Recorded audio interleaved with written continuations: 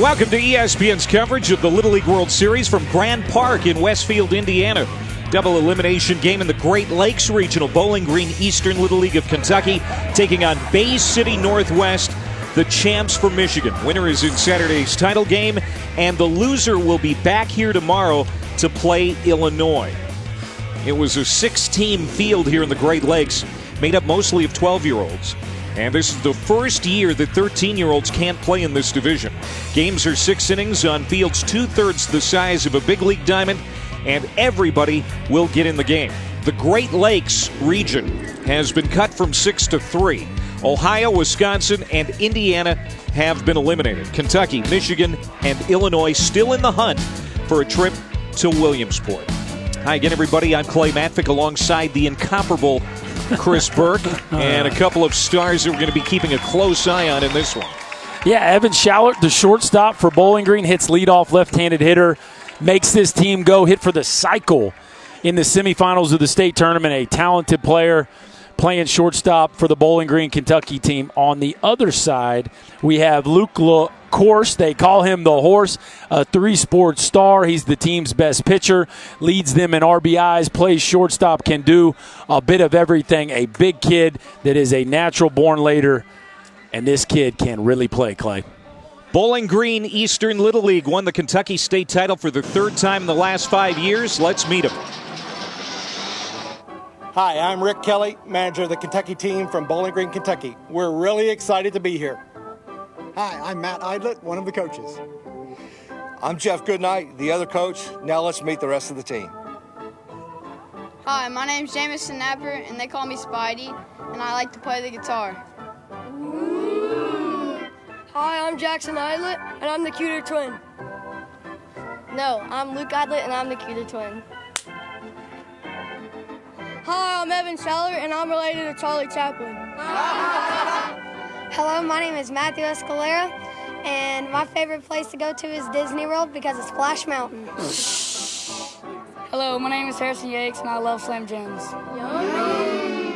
Hello, my name is Chaz Huff. I throw 6 different pitches, but my sister is still better than me.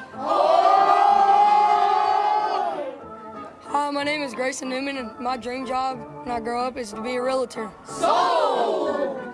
Hi, my name's Nick Simpson. My dream job is to be a sports broadcaster, and I love tacos. Yum.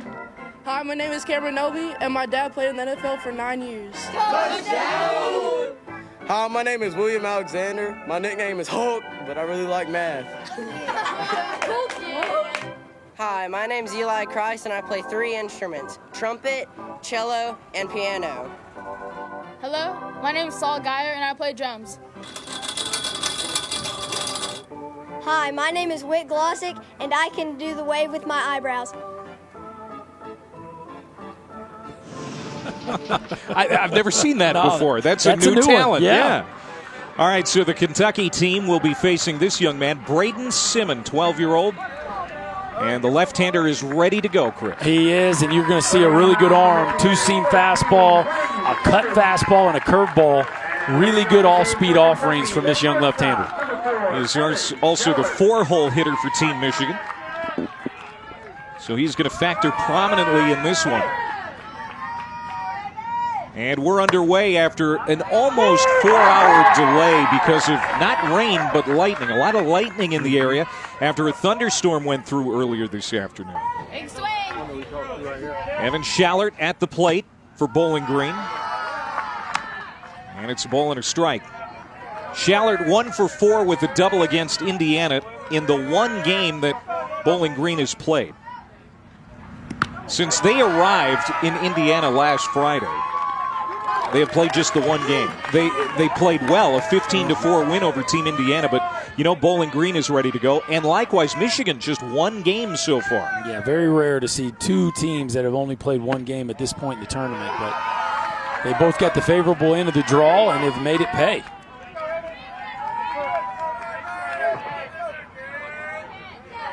Three balls and 1 strike to Schallert, the leadoff man for Bowling Green. He puts it in play on the right side, and it's into right field for a base hit. Under the glove of Naylor at first. And so Bowling Green is in business. Bowling Green has been in this tournament several times. In fact, they won the Great Lakes Regional in 2015 and 2016, getting to Williamsport. The city is home to Western Kentucky University and also the National Corvette Museum. Yes, you can see that.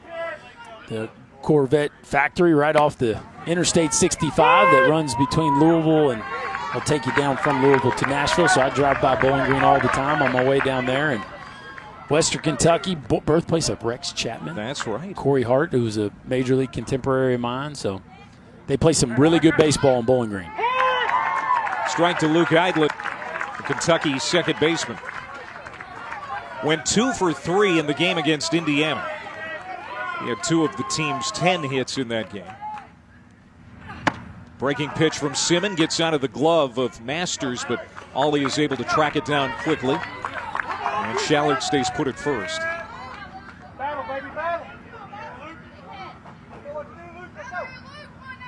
Simmons 1-2, another breaking ball outside. You can see him trying to go to that off-speed stuff so far. Maybe not real sharp with his command, but definitely putting that in the mind of these Kentucky hitters that he can pull his string from time to time. Called strike 3 on the outside corner for Simmons. Home plate umpire Mike Marceau with a big strike zone here early on, and that's something that the hitters are going to have to adjust to. Well, that was that two-seam fastball, the arm side run you saw right there from Simmons. Going to be a very tough pitch for the right-handed hitters.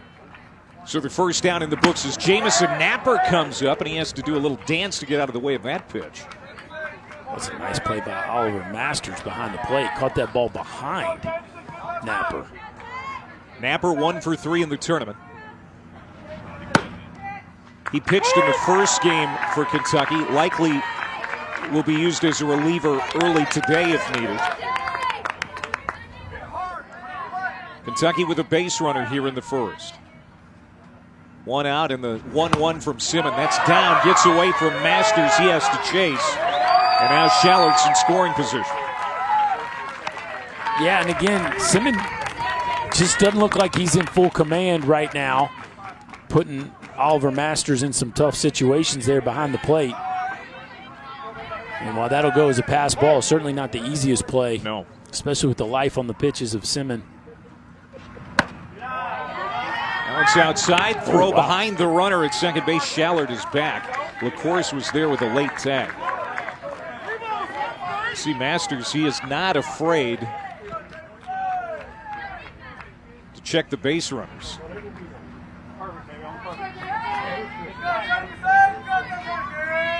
Three balls, 1 strike to Napper.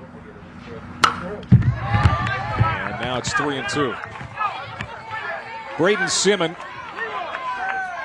with his first appearance on the mound here in the regional against a left-handed heavy Kentucky lineup. And Michigan thought this was a pretty good matchup for him. But now he's in a little bit of trouble here with 2 on and 1 out. And the cleanup hitter, William Alexander, coming up now for Kentucky. The Hulk. The Hulk is coming to the plate, and that is an imposing young man stepping into the box right there, folks.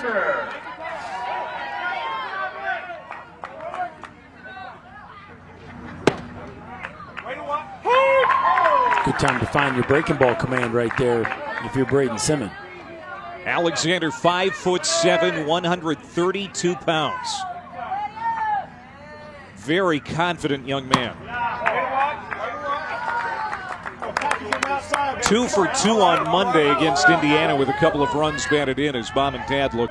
Shallard at second, Napper at first. Look out behind him. Shallard is going to be at third base. Napper in scoring position now. And Braden Simmons continues to labor here in the first inning. Now a trip to the mound. And this feels right about on time. Hey. Okay. No worries. Okay. We've been in this spot before. We're not too concerned about it. Okay. Let's go 1 out at a time. Okay. Don't worry about anything else. Get 1 out at a time. Check 3. Check 3, then go 1. Okay. Got me? Yeah. Throw a change up right here. Okay. Come back with a fastball. Okay. Let's go. Smile. As Bill Ruff, 43-year-old small business owner. He's the manager. Little cloak and dagger right there. Yeah. He didn't think we could hear him, huh? Guess not. Microphones are pretty sensitive. Yeah, your secret's safe with us, Skipper. Tough hitter, though, and William Alexander at the plate. The 2-1 pitch from Braden Simmon. There's that changeup that Coach talked about. It misses, so now it's 3-1.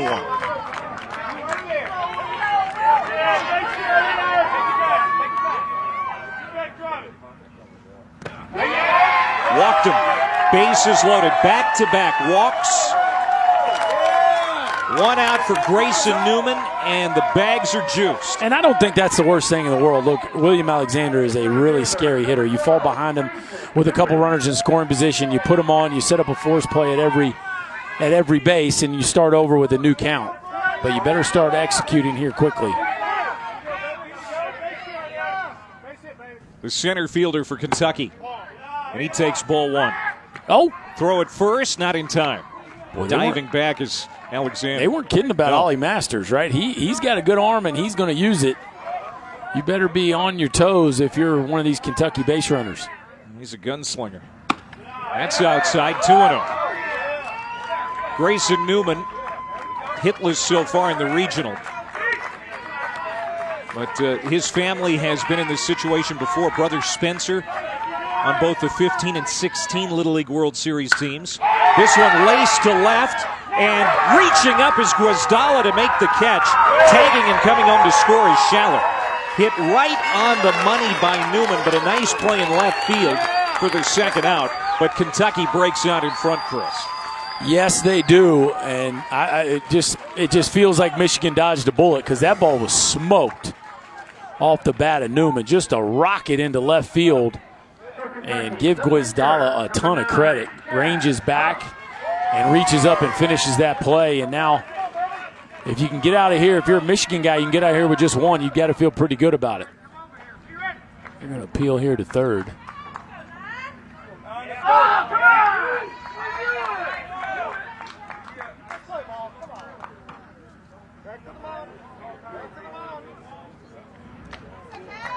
That run's going to count. 1-0 Kentucky as Chaz Huff comes to the plate for the first time. This is what they were looking at. They thought the timing may have been off, but you can see that the runner left after the catch was made. That's good base running. Good disciplined base running right there. Not leaving too soon. You know how excited he Oh, this one gets away from Masters. And Napper is going to stop at third. Runners at the corners now. Ollie Masters has been loose with that right arm here in the first inning. And that time, it cost him a base. Yeah, there you go. A free base for the Kentucky team on an errant throw.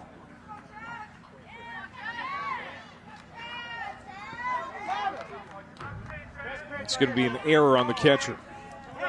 Chaz Huff, the Kentucky pitcher, trying to help his own cause. Already 1 run in for Kentucky. Schallert with a leadoff single. Couple of walks in the inning and a sacrifice fly by Grayson Newman has Bowling Green on top. There's a strike, and the throw to second is in time, and that's going to end the inning as Alexander is caught stealing. But Kentucky gets on the board. It's 1-0. Michigan coming up.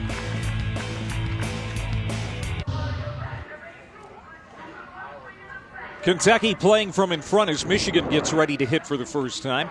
Bay City Northwest Little League, located on Saginaw Bay on Lake Huron, about 120 miles north of Detroit. Let's meet the guys from Bay City, Michigan.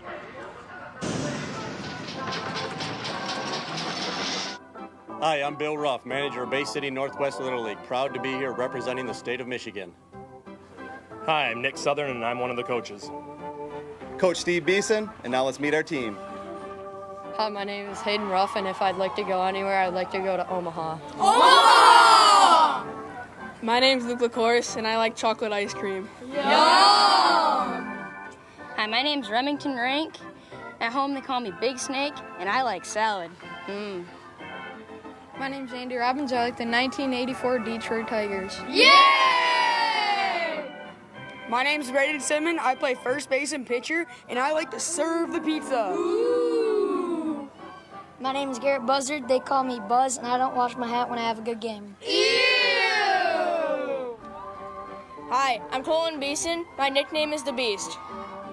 Hi, my name is Preston Shearfelt, and I like to ride dirt bikes. Vroom, vroom. Hi, my name's Reese Southern, and they call me Sizzle because I have the hot stick. Oh, yeah! My name's Oliver Masters, and I love to fish. I got one, boys! Hi, my name is Nick Naylor, and I make amazing pizza rolls. Pizza rolls! Hi, my name's Cameron Reed, and I like to read. Hi, my name's Nathan, and I hate sleeves. Yeah. Let's go. Mr. Reed likes to read. That's Sun's cute. out, guns out. Yes, that's right. And they're going to be facing Chaz Huff. He's the #1 arm for Bowling Green. Off-speed lefty is what they say. Yeah, he's going to show you a whole bunch of different offerings. You can see up to, as he likes to say, 6 different pitches. We'll see about that. But at the end of the day, he will challenge the hitters for Michigan's ability to stay back because he will change speeds early and often.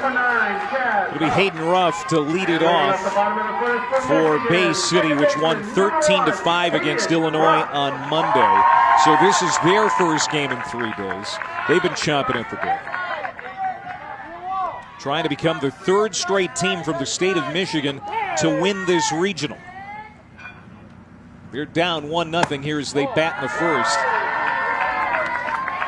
Hayden Ruff, the coach's son, his dad Bill is the manager. 2 for 4, a couple of doubles, and a run batted in against Illinois. That's a strike. Late call from the home plate umpire. 1-1 the count.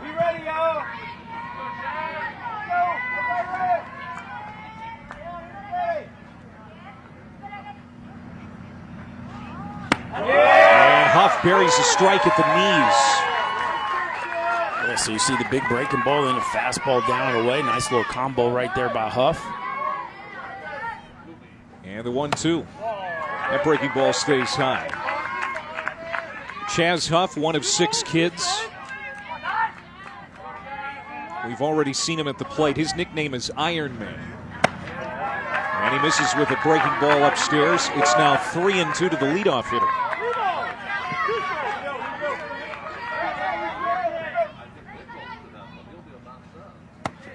And he walked him. So Huff got ahead in the count, but then it eventually loses Ruff. And Colton Beeson will come to the plate with a base runner. Yeah, that's got to be frustrating. Anytime you got to hit a 1 and 2 and end up walking him, you feel like you missed an opportunity. So Huff walks Ruff, and now here comes Colton Beeson.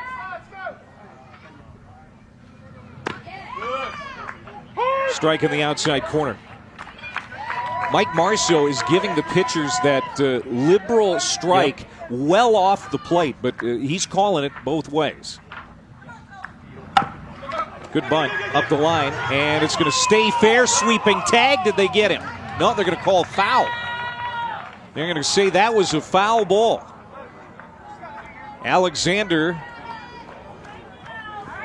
made the play, and it looked like he got the tag out, but it was a foul ball. I thought it was fair, Clay. I did. I certainly did. He was reaching there across the line there at the very end. And that's the home plate umpire's call. That one's fouled back to the net. It was definitely on its way foul, that's for sure. I thought Alexander would have done well to let it go. We were talking with the coaches yesterday. Colton Beeson, they say, takes really good at bats. Well, he's in an 0-2 hole, but he puts it in play. Could be 2. To second for 1. They will only get 1. Luke Eidlich to Schallert for the force. Beeson safe at first on the fielder's choice, and Southern will come up with 1 out. I like the job right there by Eidlich, making sure he got the lead out. Paid attention to that catch on a little bit of an in-between hop. Always so important to keep that runner off second base.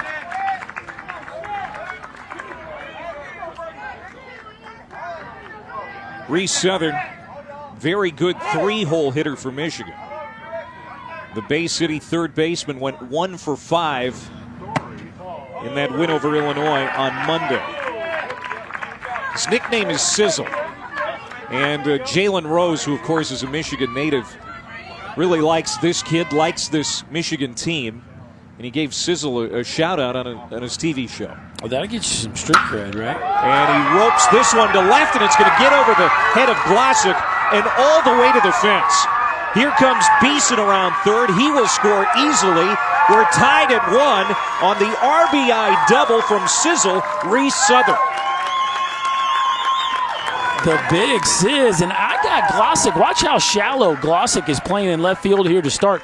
You got the three-hole hitter who goes by Sizzle. You know he can swing it, and he can launch it, and that ball easily gets over the head of Glossick in left field, and Michigan comes right back to tie it up. Yeah, just a terrific response. Third baseman where he's at too, right? This is a good opportunity to steal. Let's give him a couple pitches, read it, and react. Okay?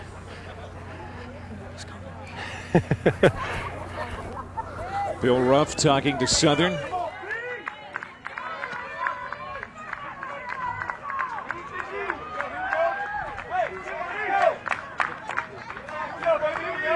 Nick Southern is Reese's daddy, is also an assistant coach on this team. This is Braden Simmon now, the cleanup hitter and the starting pitcher for Michigan at the plate for the first time in this game. And the guy at the plate, Berkey, has to feel the most grateful for this offensive surge right away for Michigan. A great response as he struggled a bit on the mound. Puts it in play off the glove of Eidlet. Coming around from third is Southern. The throw is late, and Michigan now leads it 2-1 as Simmon is standing at second base with 1 out.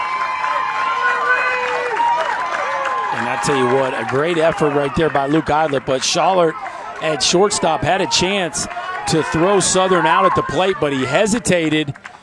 Then after the hesitation, when he didn't have a chance, still decided to go home. So the bouncer up the middle that Eidlet just can't quite get to, and Schaller goes over there, and watch the hesitation here. 1, 2, on the second time he throws a short hop in there, Yates has to block it up. Simon advances, and Michigan continues their hot start. And now Cameron Reed is going to be the special pinch runner for Michigan. Those can be used twice per game, only once per inning. And Cameron Reed is the pinch runner. Ground ball to the first baseman. Alexander takes it himself. Over to third is Reed. And there are 2 outs as Luke LaCourse is retired quickly.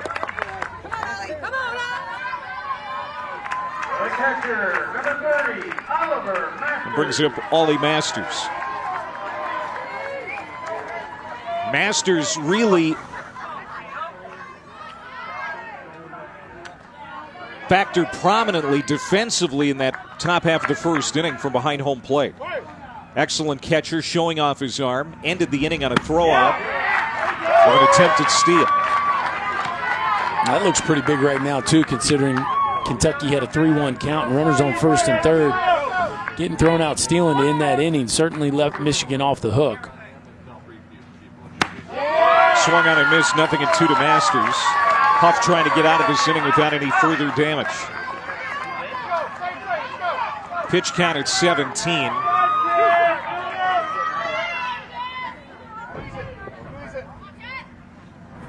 That one's in the dirt, blocked nicely by Yates. Now, there was some talk amongst the Bowling Green coaches yesterday that Huff could come back Saturday to pitch in the title game if they advance, if he stays at 35 or under, of course. It'll be interesting to see what they decide to do.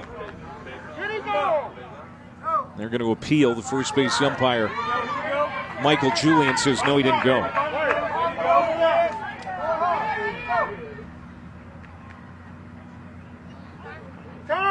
Time call.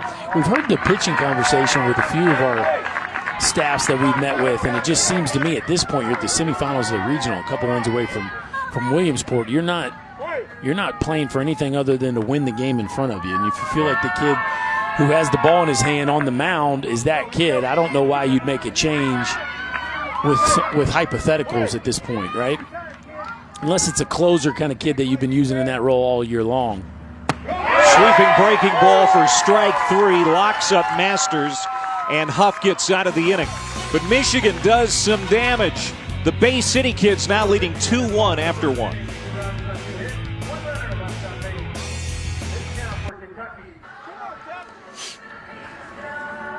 There's Jeff Goodnight, assistant coach for Bowling Green, Kentucky. This team plays for the memory of his son, Mason Goodnight. He died in April of 2017 of bacterial meningitis. He grew up playing with these guys. He would have been on this team, and they keep his number 11 jersey hanging in the dugout in his memory. Jeff says he still coaches, even though it hurts sometimes to be around these kids because he knows Mason should be here. But he says it's also therapeutic to be around these boys, and he says they are my Mason now. Yeah, he said, well, sometimes it does hurt. You get caught up in some of the grief. He said it would be way worse without them. And so he not only donates his time here with these boys, but he has turned the legacy of Mason into something that's been a positive throughout the entire community. And they now have a foundation that donates to needs all over the Bowling Green area. And now Mason Goodnight is going to be remembered as a influencer in the town of Bowling Green through a tragedy, but his mom and dad have turned that into a bright light situation. Chaz Huff leading it off here for Kentucky. Now the boys stopped to visit his grave before making the trip to Indianapolis. They miss him deeply, and they are still inspired by his memory. But you were talking about that foundation, the Mason Goodnight Foundation. You can find it on the web. It was created 2 years ago, and it has raised $125,000 to those charities that you were talking about, Berkey. Yeah, and Jeff is the CEO of the Boys and Girls Club, so he's already engaged in actively making a difference in the community. And so they started the foundation, and they've done things all over the Bowling Green area to help different people or organizations. They have a golf tournament for amateur players that has become a big event on the calendar, and just a really neat man. And boy, our hearts go out to that family. You good?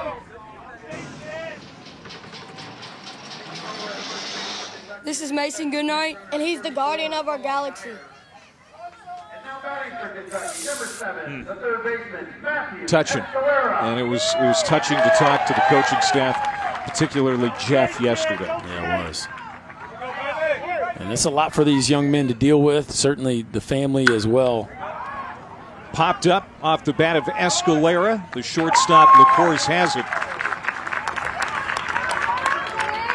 Saul Geyer is the pinch runner at first base. Number 8, the catcher. He is running for Huff.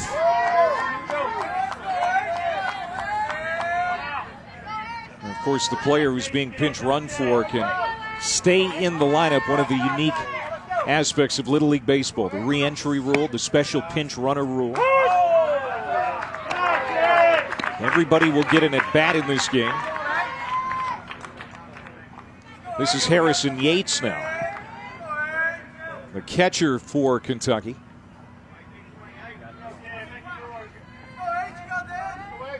He's going to show bunt. Takes a strike. Yates broke his finger on his left hand in the semifinals of state. And he has a splint on his hand still, but he's a tough guy, playing through it. This skips to the backstop. The throw from Masters, not in time. And Geyer is safe at second. Runner in scoring position with one out after that wild pitch.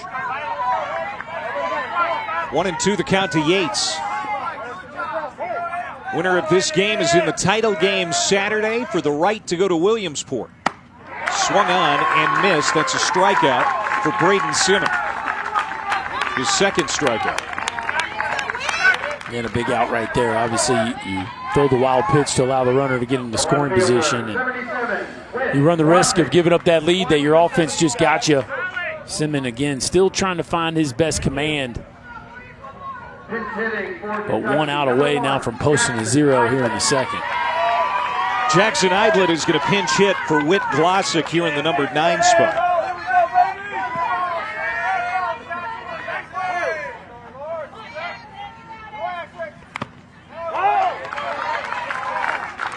Jackson, the younger of the Idlet twins, by 1 minute.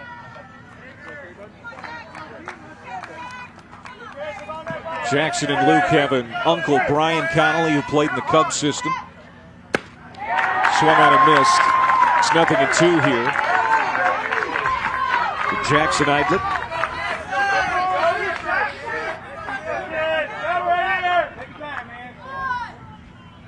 Breaking ball, strike 3. Much better inning for Braden Simmons, the starting pitcher for Michigan. We played 1.5. It's 2-1 base hitting.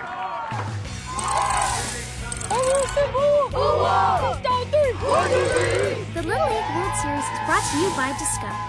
We treat you like you treat you.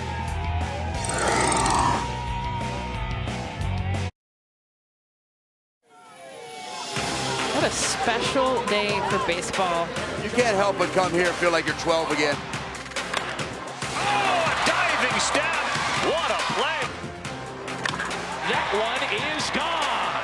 That's what the Little Leaguers wanted to see. Little League Classic in Williamsport on the 18th. Cubs and Pirates. I'm sure they're excited for that. As a former big leaguer, Chris Berg, I mean, how excited would you be to play in Williamsport? I would have been thrilled. I just think, first of all, this time of the year, everybody's looking for a little bit of a change in the routine. Yeah, it's the dog days. It is the dog days, and I think when you can get around the passion and the energy of these young players, it has to fire you up. It cannot but help where you're at. Whether you're going good or going bad, I guarantee you it's a boost of energy and just perspective for some of these big leaguers, because you can start kicking rocks late in the major league season. It can happen. 7, 8, and 9 to face Chaz Huff for Bay City, Michigan. Leading 2-1. They got 2 in the first inning. Hayden Ruff led off the inning with a walk, and things kind of ran out of control there for a while for Huff and Bowling Green. We'll see if Huff can have a better inning this time. Nick Naylor chasing that pitch in the dirt. So now 1-2 the count. Naylor 2 for 3 with a double in the win over Illinois. He's a lanky kid, 5'10". That missed outside. Huff thought he had a strike.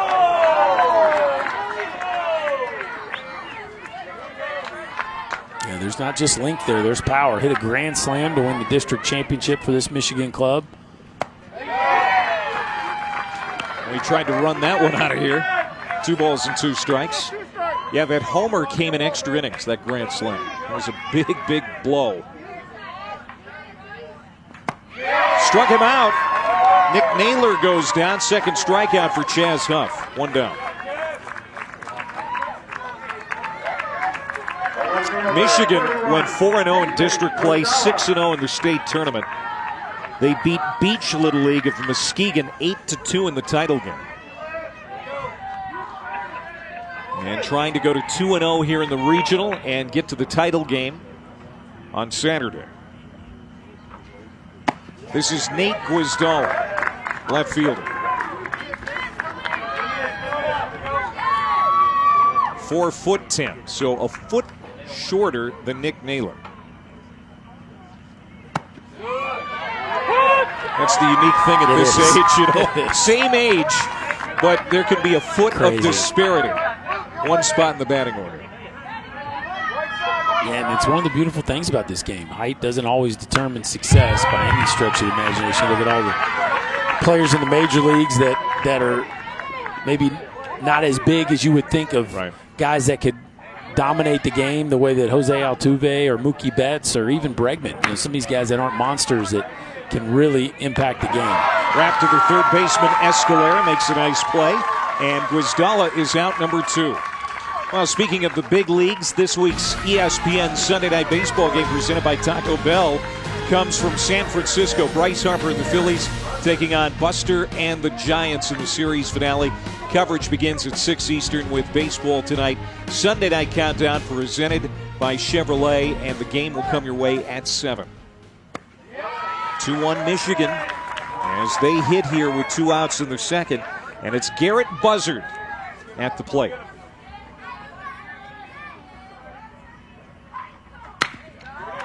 And Buzz gets it into left field past a diving Escalera. 2-out base runner, and back to the top of the order for Michigan. Yeah, just kind of gets over the top of a breaking ball here, shoots it in the 5-hole. You can see that Matthew Escalera was playing in for the bunt, and Buzzard able to drive it past him, and now Michigan got a little something going here with 2 outs. Hayden Ruff led off the game with a walk. And he swings at the first pitch, lifts it into the bleachers.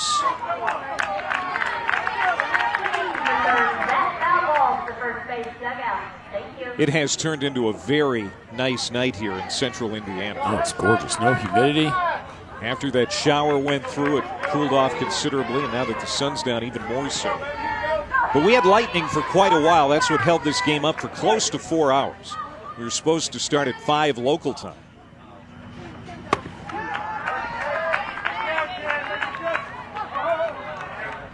Hayden Ruff, a big Cubs fan.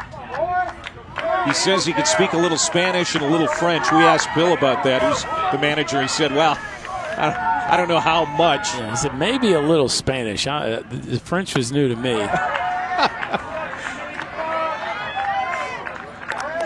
There's Bob looking on. Hey, hands back. Fix your game, baby. Fix your game. Here we go.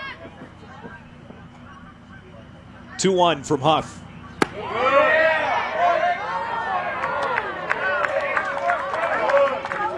Hayden Ruff already drawing a walk from Huff. And the Huff-Ruff battle now. 3-1 count here in the second inning. Yes, I do like that. Hit well to center. High and fairly deep. Newman backing up makes the catch. And Michigan strands the runner here in the second at .org, and enter your address to find a league program near you. Alongside Chris Burke, former Little Leaguer and then eventually a big leaguer. I'm Clay Matvick. Glad to have you along here tonight for this double elimination round game here in the Great Lakes Regional. Beautiful night for baseball. A couple left-handers on the mound. I don't think either one of them have quite settled in yet, but here we go to start the third, a 2-1 ball game, and Braden Simmons clinging to 1-run lead. Evan Shallard, who had a single and a run scored his first time up, will start things for Bowling Green here in the third, followed by Eidlet and Napper, provided there aren't any pinch hitters. The pitch rides into Shallard. Michigan and Kentucky, here they are. They have combined to win the last 4 region titles in the Great Lakes, these 2 states. That's behind Shallard from Simmons. That's the 3rd breaking ball we've seen left on left that he's thrown behind. So what does that tell you? It tells me that he's not getting a very good grip on that ball, or he's not finishing, one or the other, because he's thrown a couple good ones, but sometimes it looks like it's just coming out of the side of his hand. So he's either not getting out over his front side and really finishing with the snap of that breaking ball, or he's having a hard time commanding it. You see him kind of going to his wristband there. I don't know if he's having a hard time. It's not a humid night, so you just wonder, is that ball slick in his hand?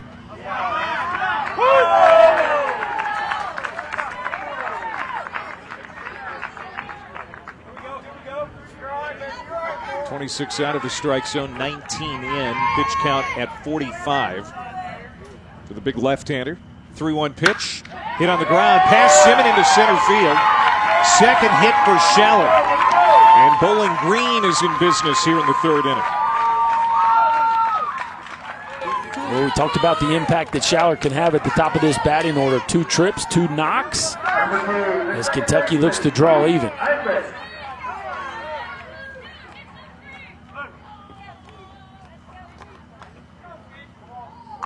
And it will be Luke Eidlet to hit here, a strikeout victim his first time up.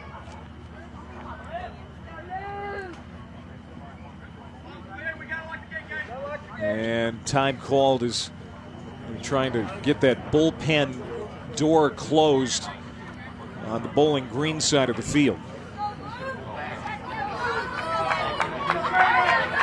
3 strikeouts for Simmons. Idlet, one of the victims in the first inning. So he's up for the second time with a man on. Kentucky trying to draw even down a run here. Top of the third. Luke Idlet was in the 9 spot for Kentucky, but he has been moved up to number 2 in the order because he's been swinging a hot bat. That's outside 2-0. Yeah, at some point when your quote-unquote second leadoff hitter just keeps getting hits, you'd like him to get an extra at bat throughout the course of the game. So he went from the 9-hole to the 2-hole. This gets out of the glove of Masters. He has to run it down. Shallert will take advantage of the pass ball.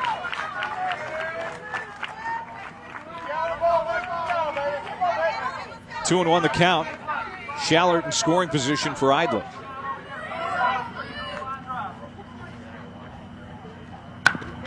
Good bunt.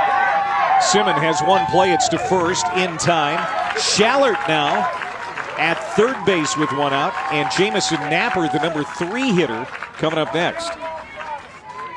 Good sacrifice by Idlet. I'll tell you what, too, he almost beat it out. Watch how quick this release is by Simon. I mean, that's a quick release and a short arm just to get Idlet by 1 strike.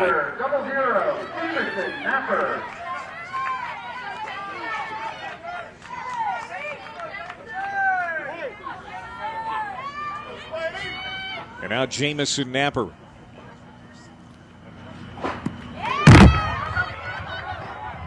And good job by Masters to run that down.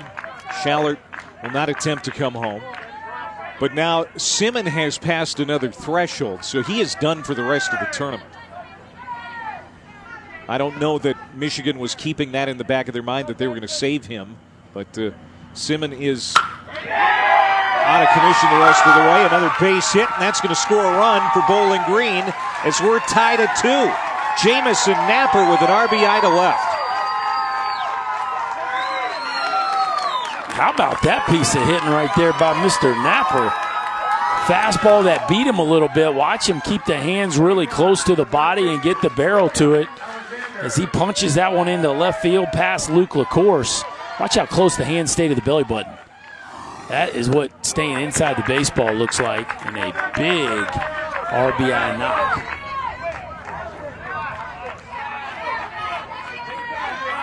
And now big William Alexander up at the plate. Swung on and missed. Masters recovers, gets it down to second base, but not in time.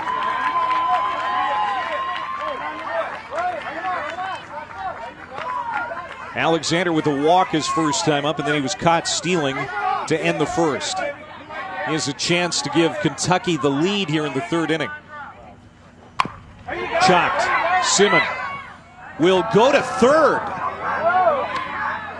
And now they've got Napper in a rundown. They get the out. And Alexander will be at first base. How about that decision by Simmons to get the lead man? Well, he already showed us the ability to field his position earlier on the bunt by Idlet. And here again, he shows it. This shows you, watch how quickly he gets his head around.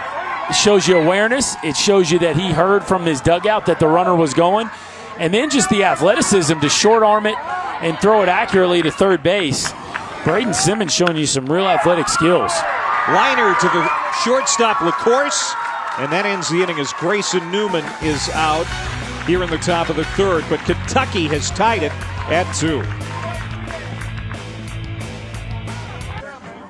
And Beeson. There's Chaz Huff over at first base now. He will switch places with Alexander as William Alexander is moved to the mound. And Chaz Huff would be able to pitch on Saturday if Kentucky advances. That is correct. And I don't think Huff had his best stuff today, but they went ahead and make sure that they get him out of there. He kept him in the ball game, certainly, but again, he's been one of their most reliable arms, so they will have him for Saturday if they can get there. And now they'll give the ball to the Hulk, Luke Alexander. The big left-hander will get a chance to go out there and hurl it for Team Kentucky.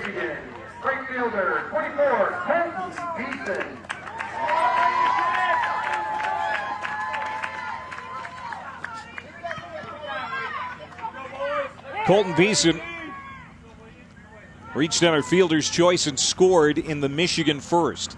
They scored 2 that inning. They had a brief 2-1 lead, but they lost it last half.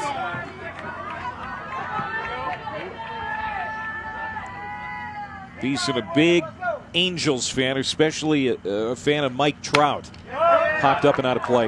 You know, you watch these little leaguers and you see how they play and who they try to emulate, and then you read their questionnaires about who their favorite player is, and invariably you see Mike Trout. Of course, and rightfully so. Not only is he one of the all-time greats, I think well on his way to being truly one of the all-time greats in the history of the sport, he also carries himself in a way that I think we would all like our sons to play the game the way he does, and so I think we're going to continue to see his name. I noticed last week when I was doing the Senior League World Series Championship, there was a kid on each team wearing number 27. And it wouldn't surprise me if there's a generation of players that we start to see, you know, similar to maybe the last 15 years, so many kids wearing number 2. Yeah. After Derek Jeter, I think we're going to see a lot of kids starting to wear number 27. Number 24, Colton Beeson with a 2-2 count. He strikes out. Good start for William Alexander. Strikes out the first hitter he faces, 1 down. Third baseman, 28, Reese Southern.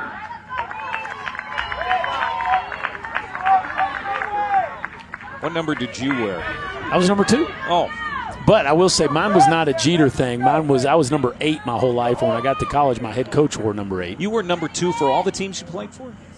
Tennessee, all the way through the minor leagues, the Astros, the Diamondbacks, and then when I got to the Padres, right at the end of my career, I wore 8. Okay. Because 2 wasn't available. But yeah, I wore 2 because it was the only even numbered single digit left at Tennessee, and I couldn't wear 8, so I wanted a single digit even number. And 2 was it. That's the second hit for Reese Southern. He had the RBI double in the first, and now he has a 1-out single here in the third. He is swinging a hot bat. This is the guy they call Sizzle. For a reason, for a very good reason. Now, did you allow him to use your nickname? Big Sizzle? The Big Sizzle, because he's starting to enter into Big Sizzle neighborhood. There's only 2 people who call me that. Mike Rooney and you. Now Braden Simmon, the pitcher for Michigan, hits it right up the middle for a base hit. Boy, Michigan really starting to put some good swings on the ball as they get back-to-back hits off Alexander. Well, you're talking about a team that scored 13 runs in their only game. I like the gather right there. Just a really nice job of getting ready to see the pitch. And then a really nice move through the ball as they have now hit back-to-back rockets. Braden Simmon, he likes hamburgers, the Fast and Furious movies, and Fortnite.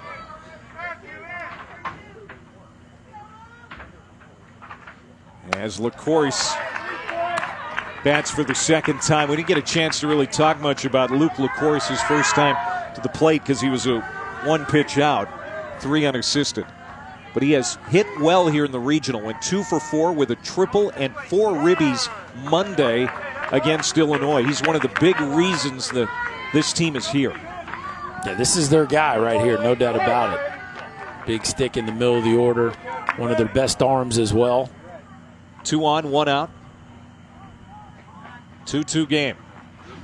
Fastball in there for a strike. Snap throw in time. God, Braden Simmon leading. 2 down. Well, we talked about the Michigan catcher, Masters, but how about the arm of Yates? Yes, how about it? Harrison Yates with a snap throw. And give Chaz Huff, a ton of credit for getting that tag down promptly As you can see, that did get there on the forearm of Simmon. Oh, that gets away from Alexander. And Southern is going to trot over to third base. Wild pitch. So what was looking like a potentially big inning for Michigan, and now Kentucky just one pitch away from getting out of this big. Without any damage being done. 2-1 pitch. Strike two.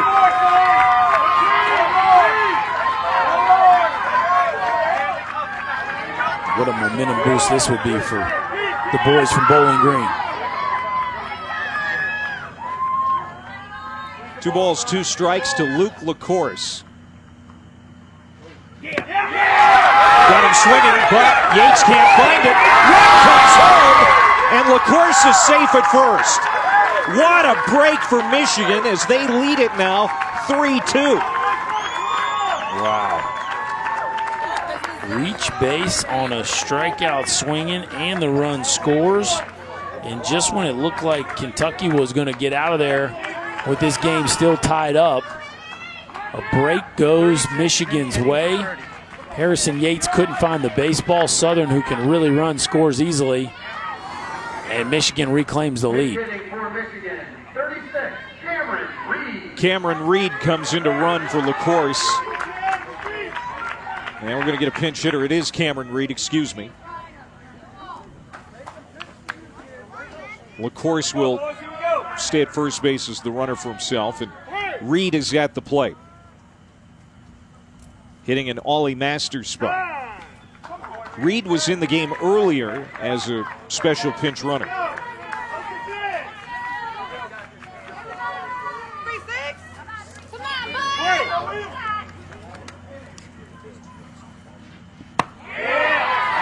Strike one. Just an unfortunate break for Kentucky. Got the strikeout. The pass ball allows the run to score to give Michigan the 1-run lead. You don't see that very often. No, you don't. But you got to secure that third strike.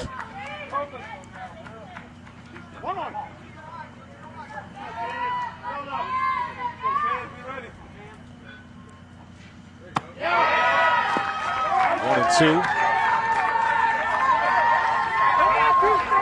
Reed does not look comfortable up there, just kind of waved at that one.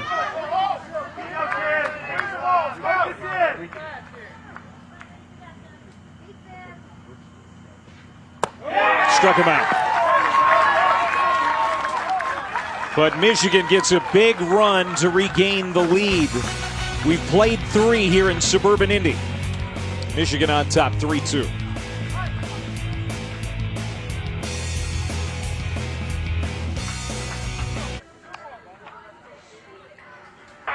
Tonight after the Little League World Series here on ESPN, don't miss Sports Center with Pucci and Anderson.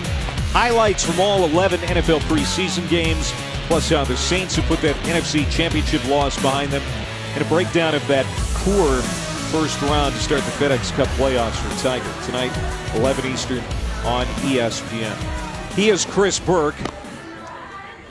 I'm Clay Matvick, and here we are in Indianapolis. Did you want to add something? No. Okay. Moving on.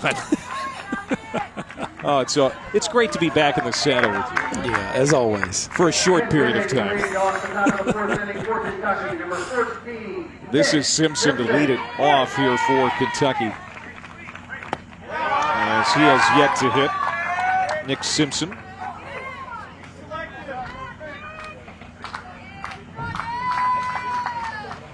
Michigan leads it 3-2.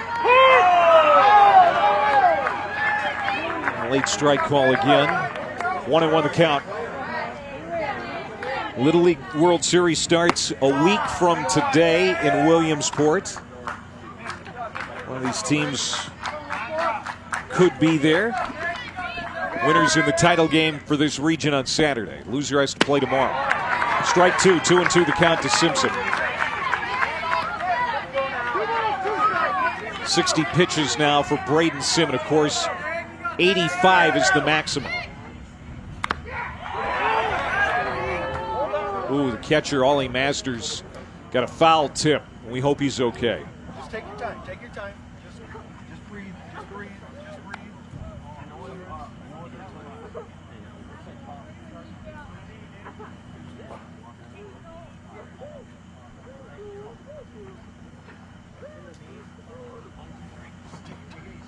And Masters is up to his feet. Might have got the wind knocked out of him, Chris. Or he's pointing to his knee. Maybe the inside of his leg. Oh, yeah, right there in the top of the knee. And that will definitely sting.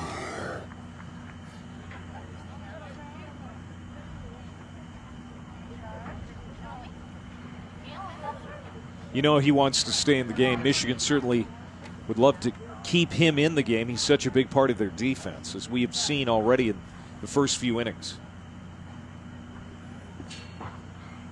While they continue to check on Ollie Masters, we show you the Great Lakes Regional Bracket. This one between Kentucky and Michigan to decide who will play in the championship game on Saturday, 5 Eastern on ESPN. The loser is back here tomorrow late afternoon to take on Illinois. Good team that's still alive. That would be an elimination game. Boy, we hope Masters can continue. Yeah, you know, usually that's one of those deals when you take a ball right there off the maybe the bottom of the quad or the top of the knee that you want to kind of walk it out, make sure it doesn't get stiff on you. And even though that'll probably be sore tomorrow, if he can jog it off or walk it off, and then maybe as he continues to squat, he'll be able to keep it loose. But once that thing gets idle for a little bit, right, it'll probably stiffen up on him. But yeah, the best thing, I guess, for him right now is to try and stay in this game and get right back behind home plate. I know it's going to be hard, but you just wonder if it caught more bone than meat. But you'd think that the shin guard would have protected the top of the knee, but it sure did look like it caught right above the shin guard. Masters big into fishing and hunting. He says someday he'd like to be a pro fisherman. He's trying to bend that knee, that right knee that took that foul tip moments ago from Simpson.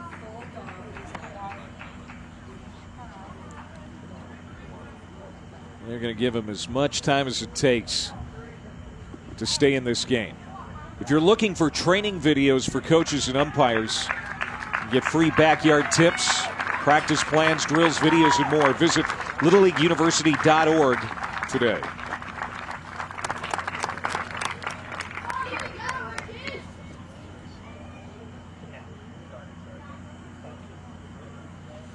Masters still trying to walk it off.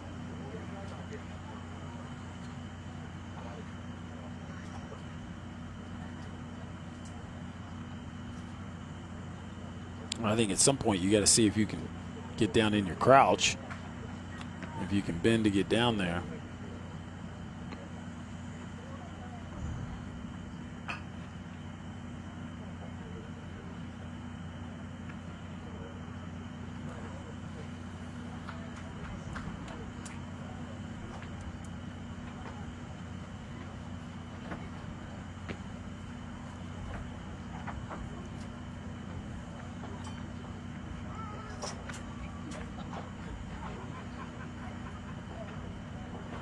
You look at the media guide, and there isn't a backup catcher listed for this Michigan team, but that doesn't necessarily mean that someone on the roster hasn't caught here this season or at points in the past in their career. But Masters is certainly their #1 catcher, and he's their best option back there. Now, can he continue? We're still trying to figure that out. He has yet to go fully into the crouch, Berkey, and that's not a good sign. Took a foul tip moments ago from Nick Simpson off the right knee, maybe the kneecap itself, the side of it anyway.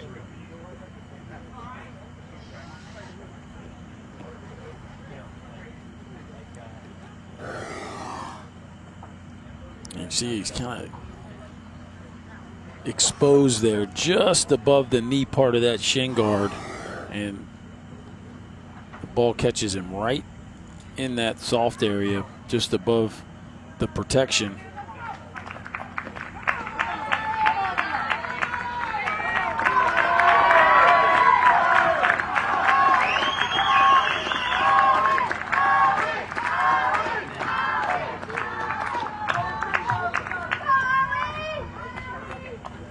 The fans trying to encourage him to stay in this game.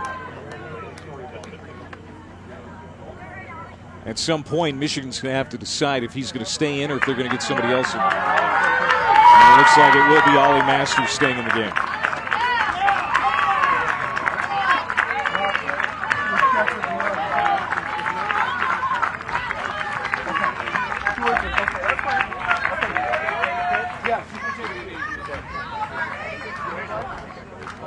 Looks like he's moving a lot better.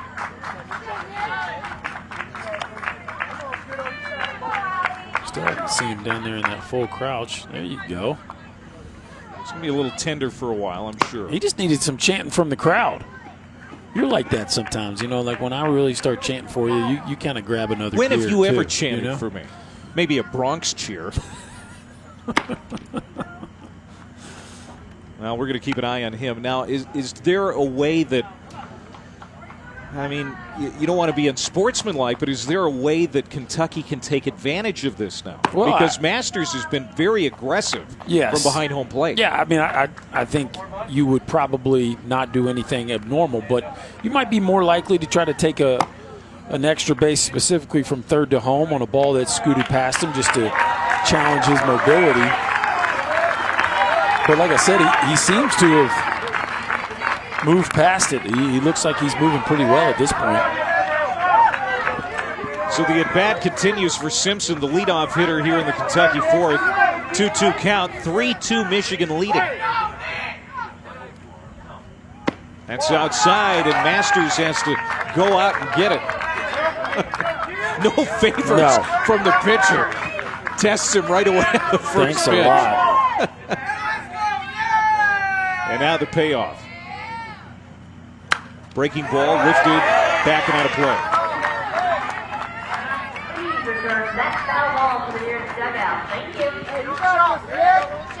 This will be the 8th pitch of the at-bat for Simpson, the pinch hitter. And he lofts it to left, and it's going to drop for a base hit. Great at-bat for Nick Simpson. That was not easy because he had to wait through that injury time to continue his at-bat. Fouled off a couple of pitches and then dumps one into left. Yeah, that was a fantastic at-bat. And you know, one of the things about hitting, we like to say, if you can't hit ugly, you can't hit. And right there, Nick Simpson did a great job of extending the bat. Okay, sorry. We'll keep. The more you move, the better it'll get. Okay. My guess is they're probably going to try to steal on you right now. Okay. So if you have to throw from your knees, you can get it there. Okay. Don't even try standing up. Just drop your knees and gun it. Okay. Be ready. Hey, let's go. Let's go. Braden's tired in like 6th grade. Hey. Well, there you heard it from the coach that they think the steal is imminent. It's Bill Ruff. Saul Geyer is going to be the pinch hitter now for Kentucky.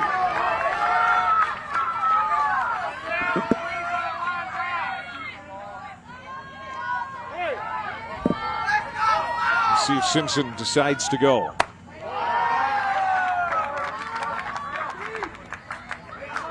Saul Geyer going into the 7th grade. He is homeschooled, and history is his favorite subject. It's up and outside. Again, Masters has to lunge for it. Simpson stays put at first.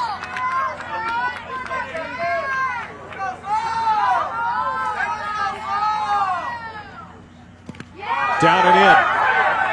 Masters finds it, but too late. Simpson's at second. That'll be a wild pitch.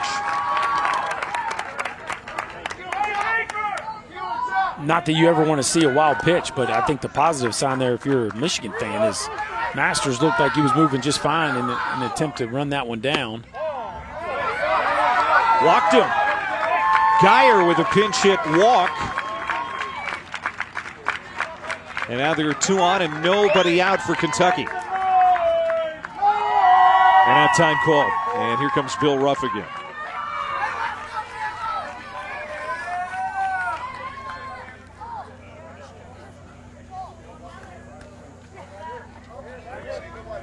Okay.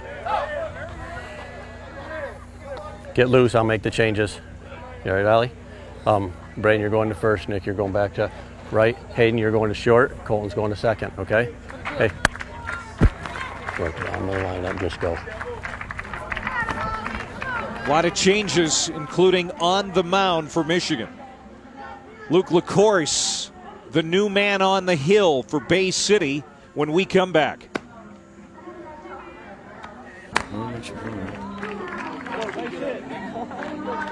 Well, this is a critical juncture of this game between Kentucky and Michigan. Luke LaCourse is on the mound now for Bay City, and he inherits a tough problem. Simpson at second, Geyer at first, and we expect that Obi is going to be called on to pinch hit, one of the real good hitters off the bench for Team Kentucky. And Luke LaCourse, one of the most talented arms in this tournament. You're going to see a fastball maybe up to 70 miles an hour, a big, hard-throwing right-hander. And Michigan just couldn't keep him at shortstop any longer, especially with a kid like Cameron Obi coming up to bat. Obi 2 for 2, a triple, and 3 runs batted in on Monday against Indiana. Obi, if it sounds familiar, it should. He is the younger brother of Devin Obi, who played on the 15 and 16 Little League World Series teams for Bowling Green. And there is dad, Terry Obi, who played in the NFL. What a talented family the Obi family is. Incredible group of athletes. Devin, his older brother, is committed to go to Duke as the runners advance up. Simpson to third, Geyer to second. On that one that gets to the screen. A rising junior will be headed to Duke University in a couple years if he doesn't go in the draft, and this one looks like he's next in line. Yeah, Cameron, just 11 years old, but he's 5'7", 150 pounds. Incredible. One of the biggest 11-year-olds you're ever going to see. Imagine what he'll be next year as a 12-year-old potentially in this tournament.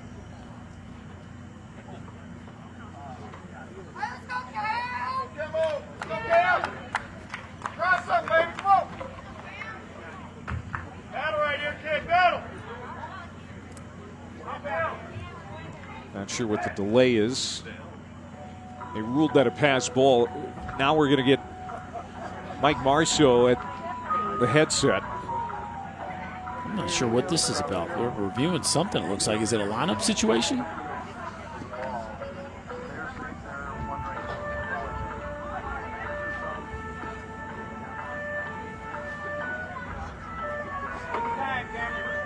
We're trying to see if Obi foul tipped that. It was a pass ball on the field, but did Obi get a piece of it to foul it off? That's what they're checking. Wow. Well, it kind of looked like he might have. He maybe did.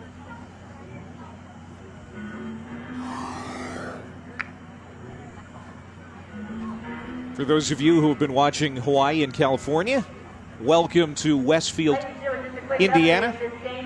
This is the Great Lakes Regional game between Michigan and Kentucky. And we're in a replay review. We're trying to determine whether this was a foul tip off the bat of Cameron Obi, pinch hitter for Bowling Green, Kentucky. It was ruled a pass ball on the field that allowed the lead runner to get to third and the trailing runner to get to second. Hard to tell, Chris. Yeah, it's hard to see anything definitive there. I would say that would be inconclusive, and they will uphold that call. Again, it was a pass ball. And there is Mike Marceau, our home plate umpire. Let's see if this stands.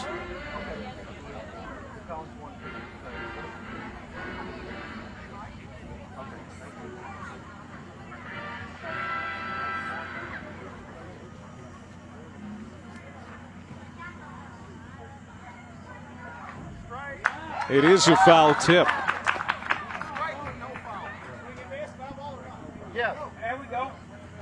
No foul ball.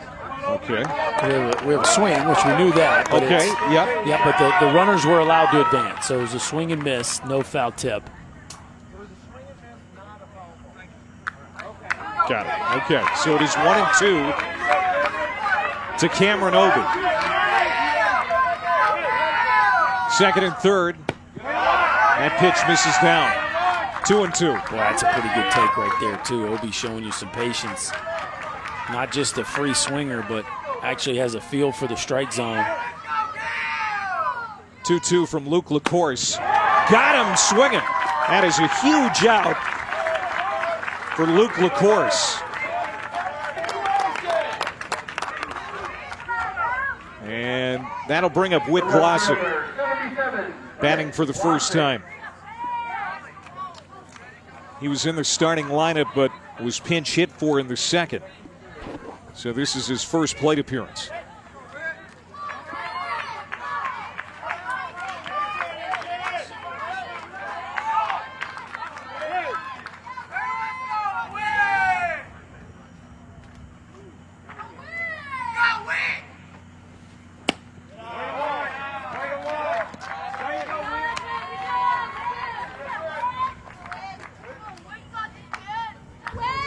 Whit Glossick 0-for-2 in the regional.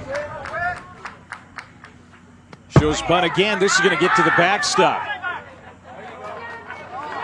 But Ollie Masters, who was injured earlier in this inning, was able to get on it.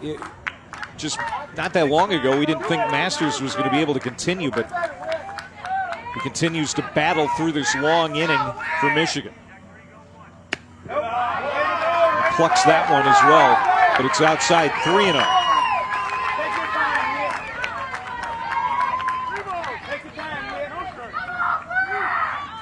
Something tells me he's going to be taking a few here. He spiked it all the way to the screen. Run scores. And Kentucky has tied the game at 3.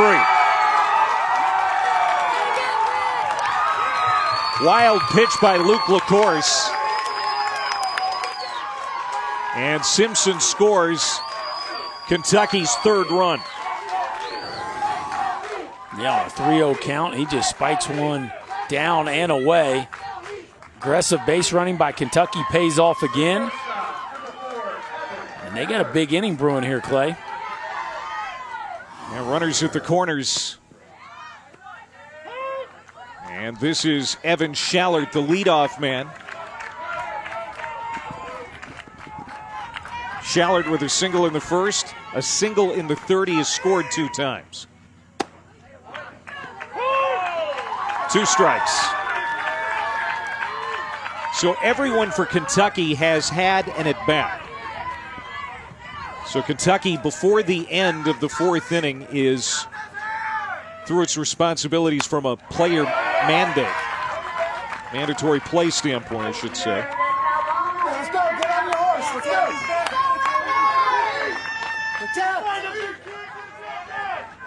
There's Rick Kelly, the third base coach and manager. Strike 3 called, out number 2.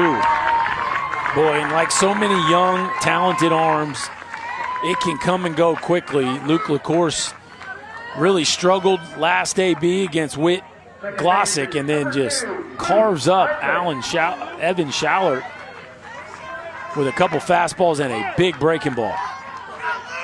And now Luke Eidlet at the plate. Eidlet with a strikeout looking and a sacrifice to his credit.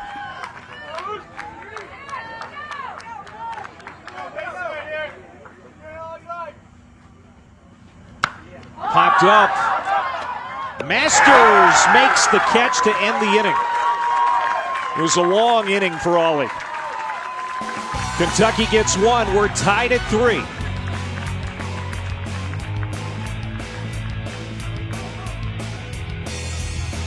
With a single, and then a sacrifice fly by Newman.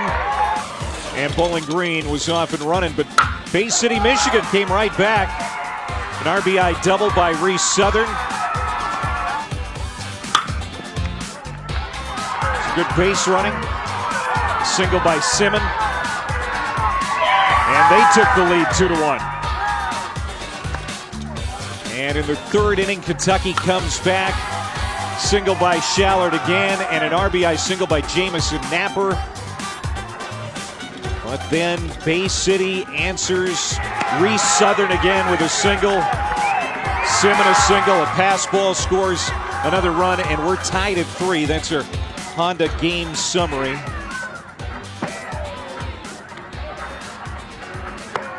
That's the one that tied it for Kentucky.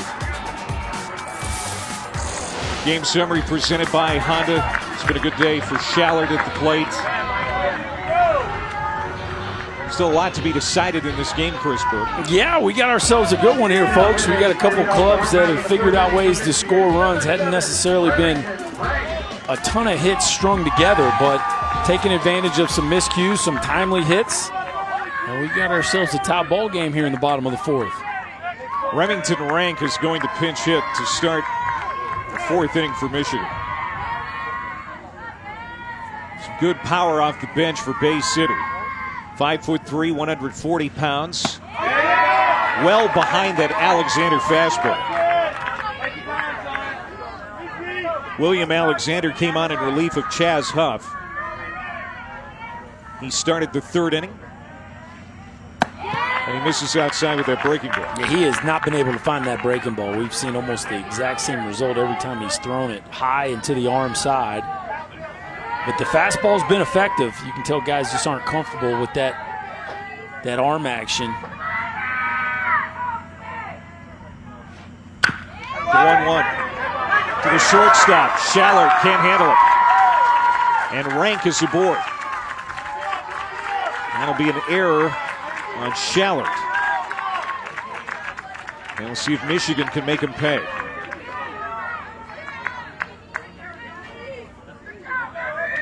Andy Robbins is going to pinch hit. Special pinch runner. And I think we're going to get a special pinch runner as well.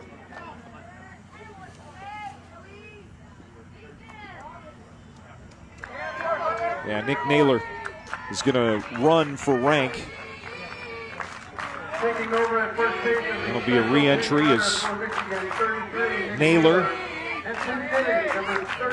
has been in this game as the first baseman.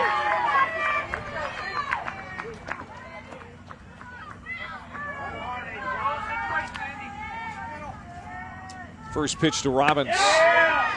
Strike. Andy Robbins is 11 years old. He is the only 11-year-old on this Michigan team. Hitless so far in the regional, but he has reached base on a walk.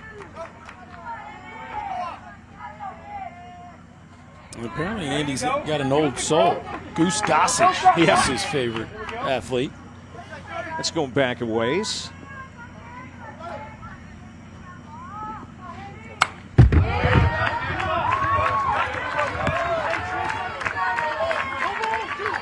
Yeah, one of the guys on the team during the introduction said my favorite memory, and it's impossible because he wasn't alive, was the '84 Tigers winning the World Series.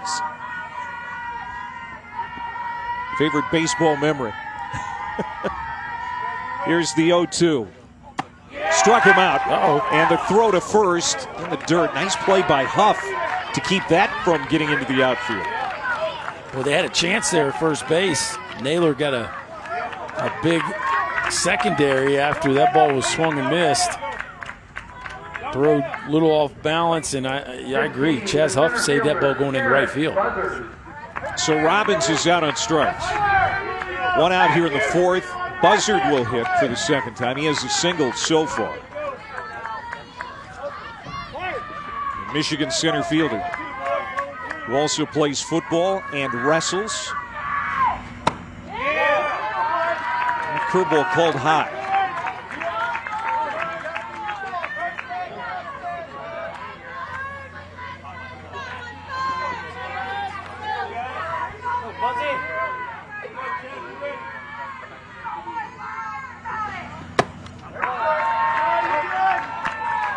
Two balls and no strikes to Garrett Buzzard. Tell you what, if I was Harrison Yates, I'd take another crack at trying to pick Naylor off at first base. He is getting a huge secondary once that ball crosses home.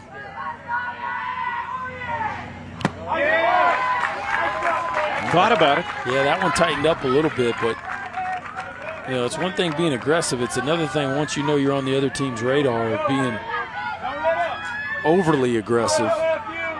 Good look at Harrison Yates. You don't want to run into an out. 2-1 pitch. Fouled straight back. 2-2. Michigan trying to become their third straight team from that state to win this regional here in Indianapolis. Grosse Pointe Wood Shores Little League won it each of the last 2 years.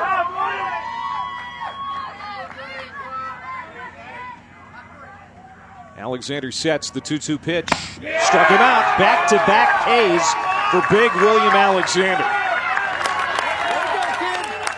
And 5 overall since coming on last inning. You can see this fastball has some cut life to it. Watch it start away and almost go back towards the inside part of the plate.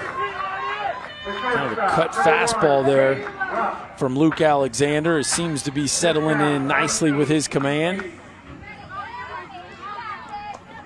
Hayden Ruff will start the third time around in this Michigan lineup. 0 for 1 with a walk for the Michigan second baseman. Hayden Ruff can play about anywhere. Second base. Outfield. And now they got him, but not in time. The throw is late. Boy, Naylor was dead to rights, but the throw just didn't get there in time. Well, and now you know why Naylor was getting such a big secondary. This is obviously a play he likes to utilize, where he tries to catch the catcher sleeping. And if you get a pitcher, especially a left-hander like that who has a hard time making the transfer, you can steal a bat.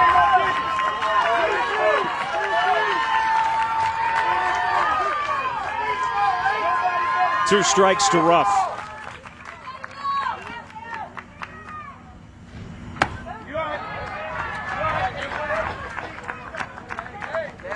Just kind of getting that secondary, trying to time the throw back from the catcher. You see, Yates is not going to take any chances. He's getting it back to Alexander quickly. Yates can't block it. And Naylor gets to third.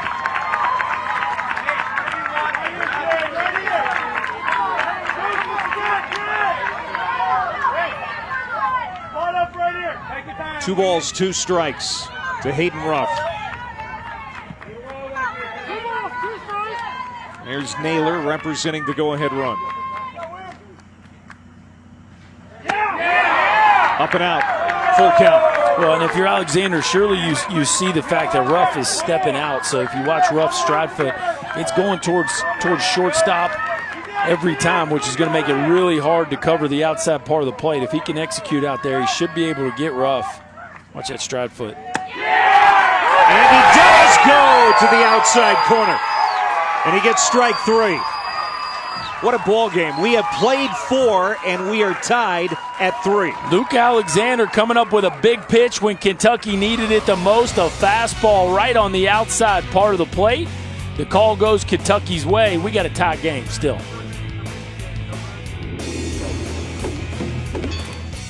Canada. Our friends to the north will get that figured out here in the coming couple of days.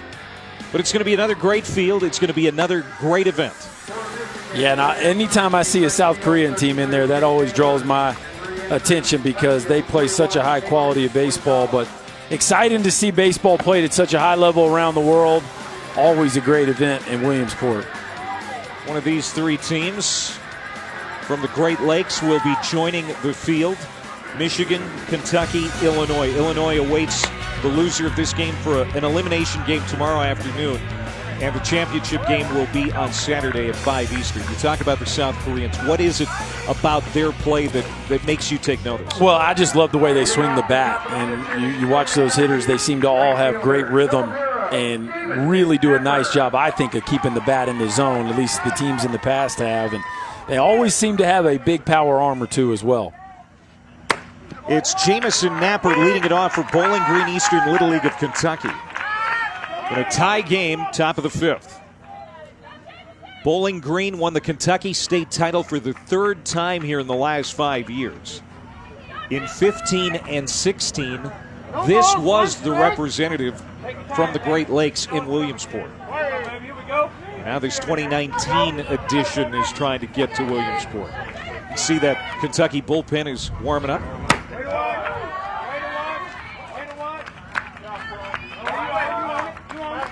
Napper's been on twice with a walk and an RBI single.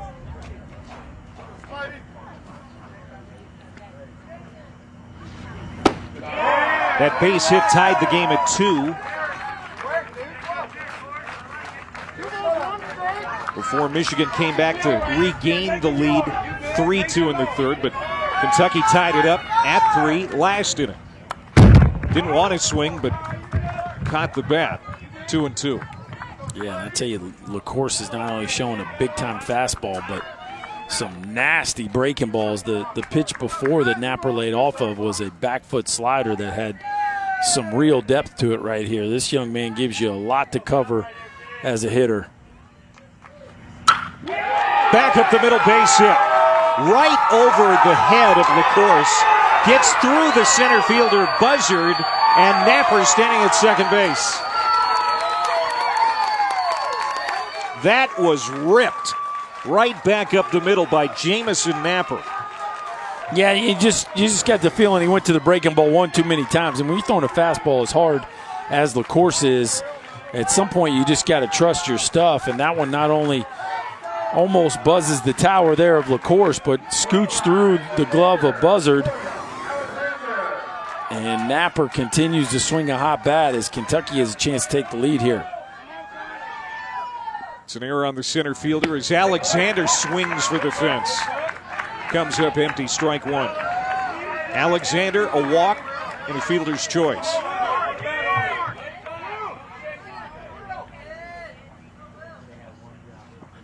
LaCourse beats him with the fastball, strike 2. LaCourse struck out 9 in 3 1/3 for the win against Illinois. He has got some nasty stuff.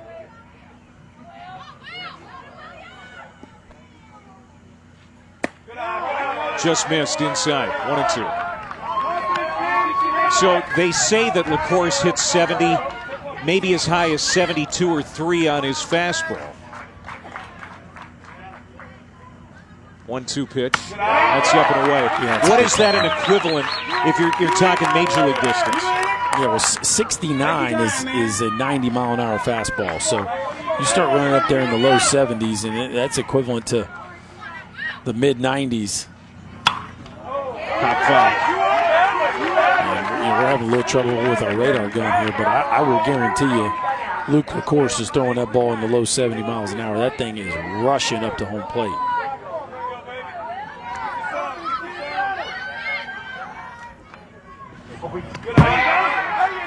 But this one is wild. Runner at third. We've also seen LaCourse do that a couple of times. Yes. Yeah, and that's what sometimes makes these guys even more difficult to hit off of, because you're not quite sure he knows where it's going, and it can be to the backstop. Yeah, or he might dot one down and away, and hard to feel good about what you're going to get as a hitter. Now the 3-2 pitch, and LaCourse wobbled a little bit. And time has been granted.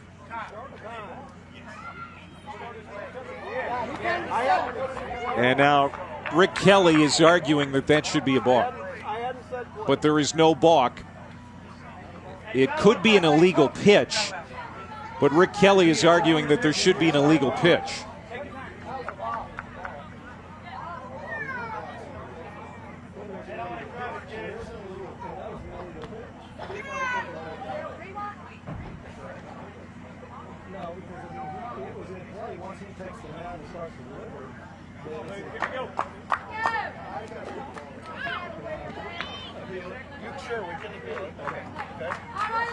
And so now Rick Kelly wants to appeal that.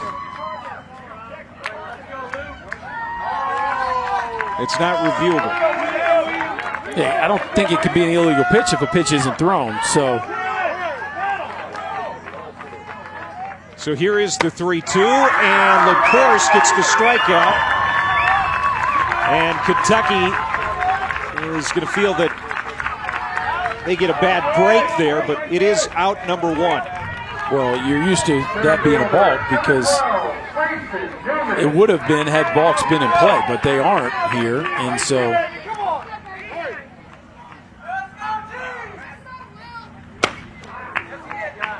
you can see where, just because it looked unorthodox, where Kelly would inquire about that. The penalty for an illegal pitch is a ball, but again, the argument being made by the home plate umpire is that the pitch was never made. Ball wasn't in play. Mm-hmm.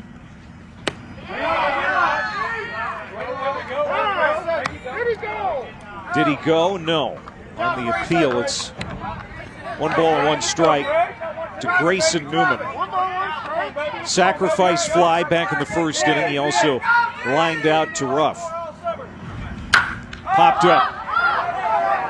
Maybe a chance, but it's going to land in the seats.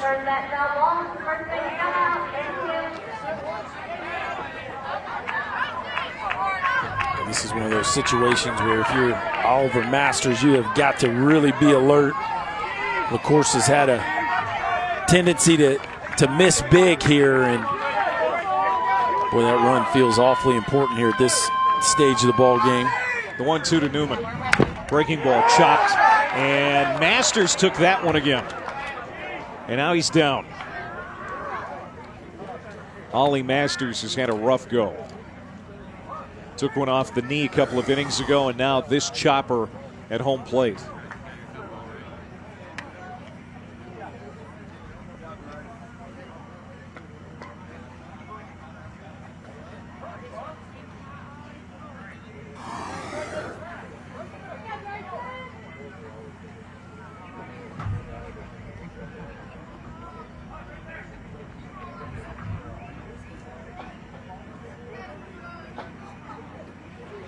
It's a tough gig getting back there behind the dish.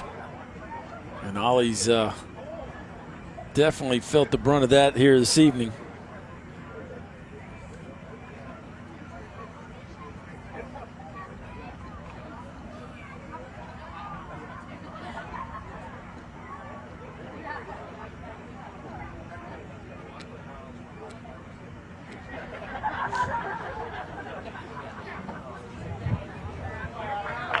He's going to stick it out again.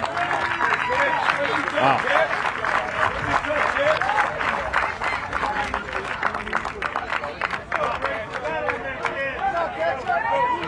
He should get hazard pay. Nice gesture of sportsmanship from Grayson Newman. Gives him a little fist bump.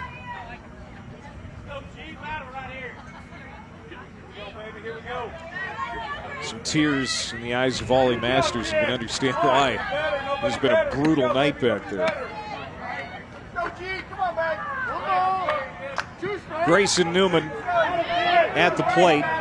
1 ball, 2 strike count. Ground ball to the shortstop and under his glove. Bowling Green has taken the lead as Napper scores on the hard hit ball by Grayson Newman.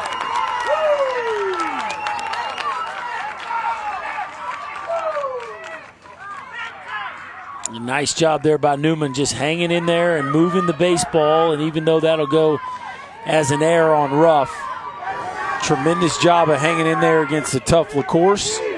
And Ruff just kind of got caught standing stationary. Doesn't read the hop, can't come up with it. And Kentucky takes the lead here in the 5th.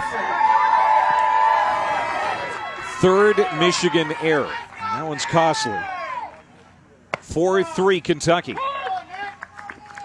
As Nick Simpson's at the plate. Simpson scored the 3rd run for Kentucky last inning as he came in as a pinch runner.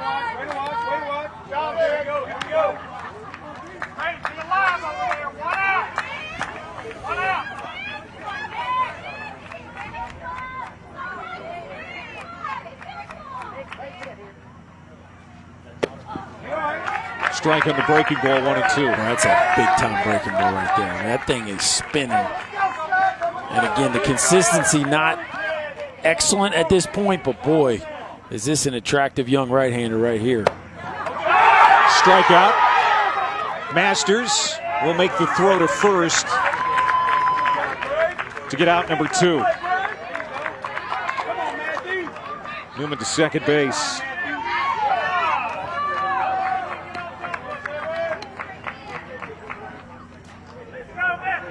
And this is Matthew Escalera to hit, but a trip to the mound first. Okay. Yep. Take this. That's right. You all right, bud? Okay, that guy was yeah. Okay, guys. It's all right. Keep working. Keep working. We're good. I know. Hayden, you're sliding. Hayden, third base.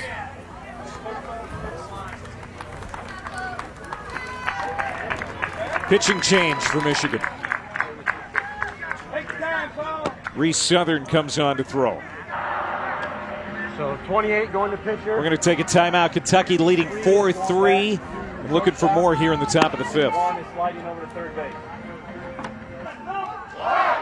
Luke LaCourse was able to finish the at-bat, so even though he went over the 35-pitch threshold, he will be allowed to pitch on Saturday should Michigan advance to the title game. Yeah, they got him out of there to preserve the possibility of him being able to start the game Saturday. Of course, there's a lot of baseball left between now and then. New pitcher is Reese Southern.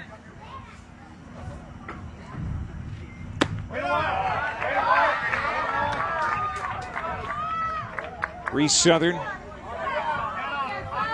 who has been so good at the plate with a couple of big hits. Pitching to Saul Geyer. Geyer to right field, and he's going to dump it in for a base hit. Coming around third, trying to score is Newman. Play at the plate, not in time. Big hit for Geyer. And it's 5-3 Kentucky.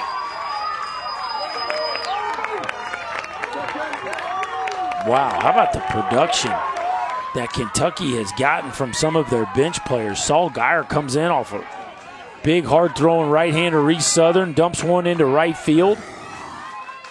Just doing a really nice job of getting the barrel to the back of that baseball. And Kentucky has hung around and now taken a 2-run lead.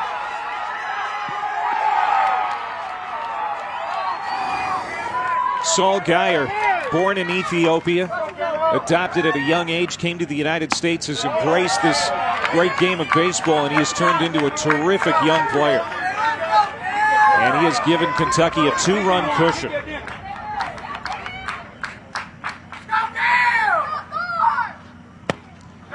This is Obi at the plate, checks his swing, gets away from the catcher, and now Geyer at second base.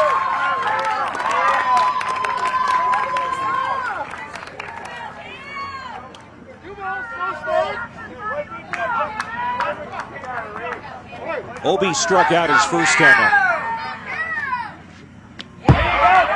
Here goes Geyer again to third. The throw, not in time.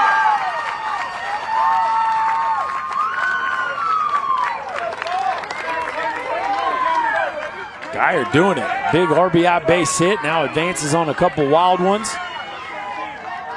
Reese Southern has had some difficulty since coming out of the, well, not the pen. He just moved to the mound. Now the 3-0 to a dangerous hitter at the plate. And Obi on 3-0 took a big cut. I like it. Let it rip, young fella. Cameron Obi said he hit his first home run over the fence when he was 8 years old. I can believe it. Big man. And he draws a walk.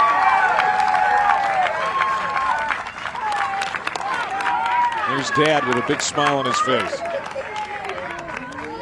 He's a good man right there, Terry Obi. Made his living as a football player, but he's got some talented sons on the baseball field. Played quite a few years in the NFL with the Vikings and the Bears. Jackson Idlet to hit here. Idlet takes high. And they've got Obi in a rundown. Trying to score, but they get the tag of Obi to end the inning. So Kentucky getting a little aggressive there, and they run themselves out of the 5th inning, but they get 2 runs, and it's 5-3 Kentucky. Kentucky keeps pulling away.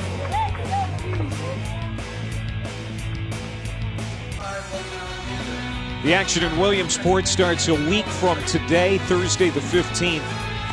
3 teams from the Great Lakes would love to be there. Kentucky and Michigan playing for the right to get to the championship. Loser plays Illinois tomorrow. Well, William Alexander comes out after 34 pitches, so he would be available on Saturday for Bowling Green if the team from Kentucky can win this one. Luke Idlet is going to pitch now.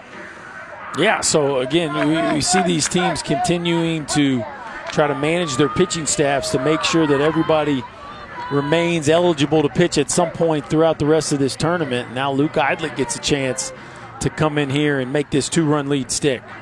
One of the Idlet twins.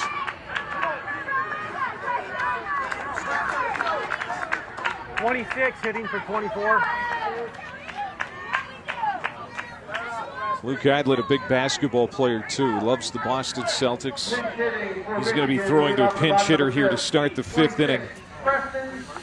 Preston Schufelt is going to bat.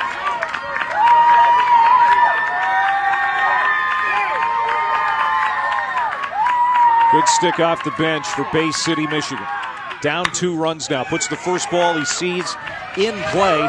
Candy hop to Beeson for out number 1.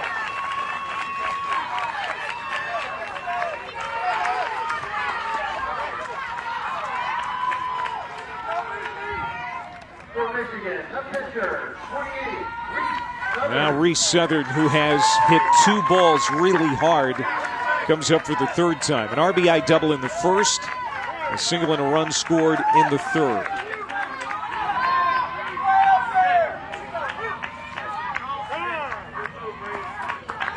Chaz Huff started this game for Kentucky. He would be available Saturday. William Alexander has pitched. He would be available on Saturday. And now Luke Idlet on the mound for Bowling Green with a 2-run lead.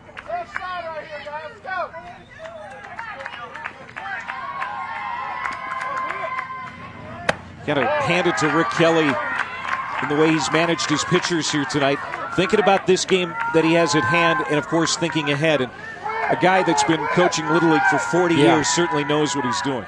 Definitely knows what he's doing with his pitching staff. Comebacker, Idlet, easy play to first, 2 down.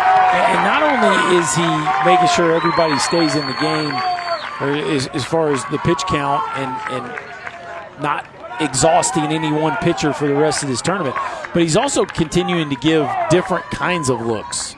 So you had kind of a soft tossing lefty, then you got a more of a power lefty in Alexander. Now you got a soft tossing righty in Luke Idlet. So they're mixing and matching here and not allowing Michigan to ever really feel all that comfortable offensively.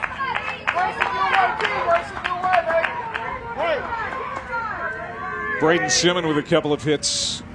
And he unloads to right field. And that's going to skip off the fence. Simmons on his way to second, and he'll get in there standing up. 3-hit game for Simmons.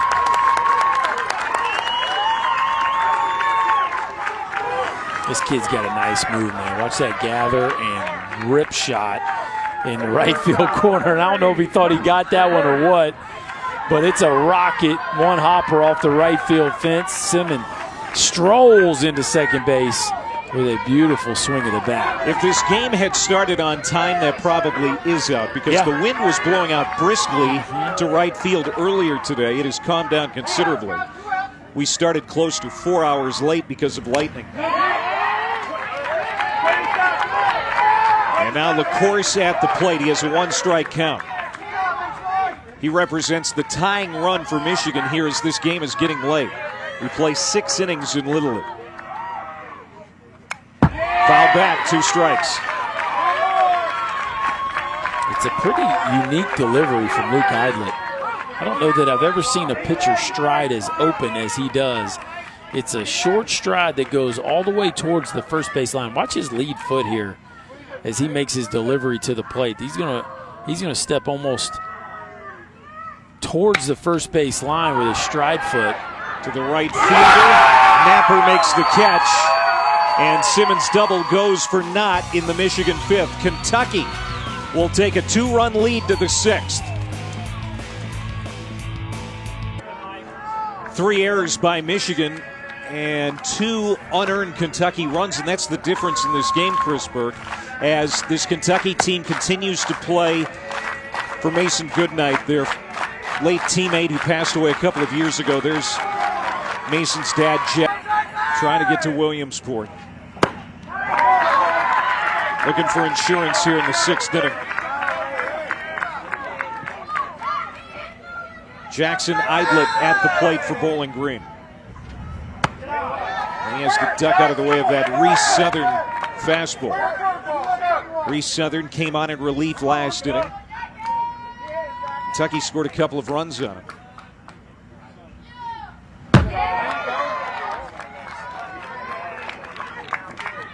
2-1 the count. Reese has thrown some wide ones here in his short stint so far.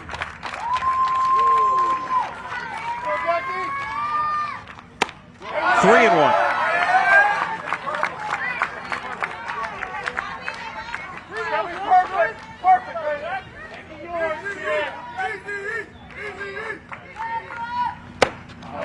That probably would have been ball 4, but Eidlet went up after it. And I like it, man. Let her rip. I mean, obviously you want to swing the balls in the strike zone, but you like to see a young man who's committed to getting his swing off.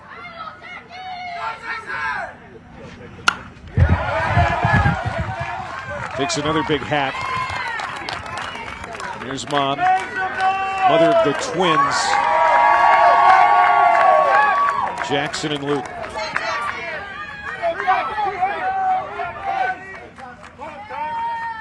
And time called.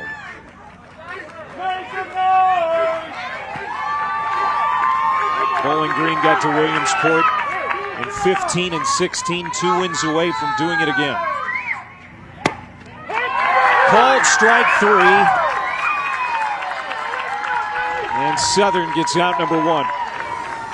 Boy, and this might be the best pitch of his outing so far. Just a painted fastball in the outside corner. Nice job by Ollie Masters of sticking it out there.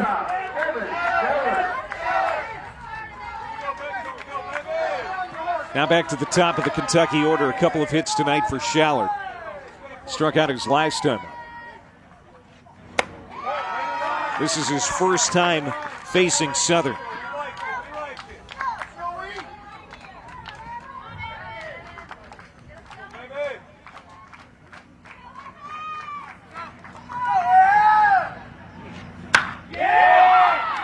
Jam shot to the shortstop. LaCourse makes the catch, 2 outs. Well, LaCourse is a bouncy kid, man. He ranged to that ball with ease. I know it wasn't smoked, but just good instincts and great reaction time there to make that play look easy. Very athletic, you're right. And likes to chew on his glove. Nothing wrong with that. You never know. Here's Luke Eidlet now. Oh. That's a big time breaking ball right there by Reese Southern.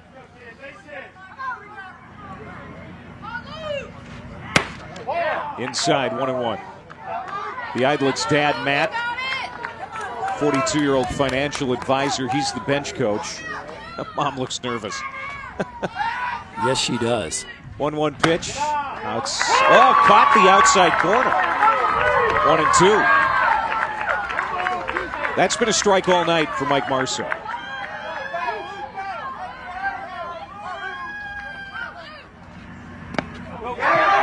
Went out there again. And it's a 1-2-3 inning for Southern. Last chance for Bay City, Michigan. They need 2 to tie.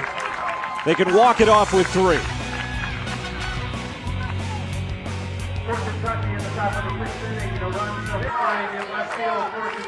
Michigan down 2 here in the bottom of the 6th inning. Last chance for Bay City. And Cameron Reed is going to hit to start the inning. Luke Eidlet, who came on in relief and did a great job in the 5th inning, will start the 6th for Bowling Green, Kentucky. Well, if you want to know why Mom looked so nervous last half inning, I don't think it was because of the at-bats. I think she knew because one of her boys was charged with closing out this ball game for Kentucky. A big moment in this youngster's career. So it had nothing to do with the plate appearance. She was thinking ahead to the mound trip. I think maybe a little bit with the plate appearance, but I think she knows what his role as a pitcher means right now.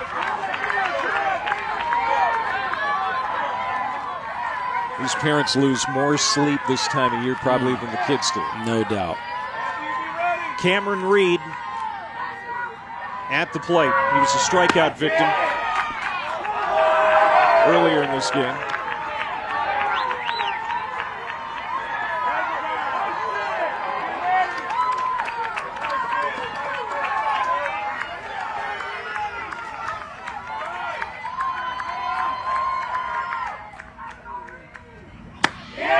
Strike over. 1-1.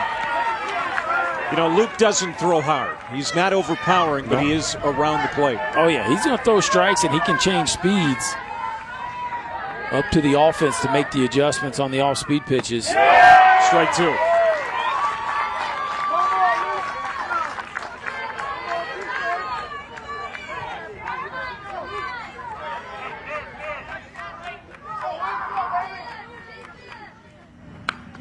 Got a piece of it.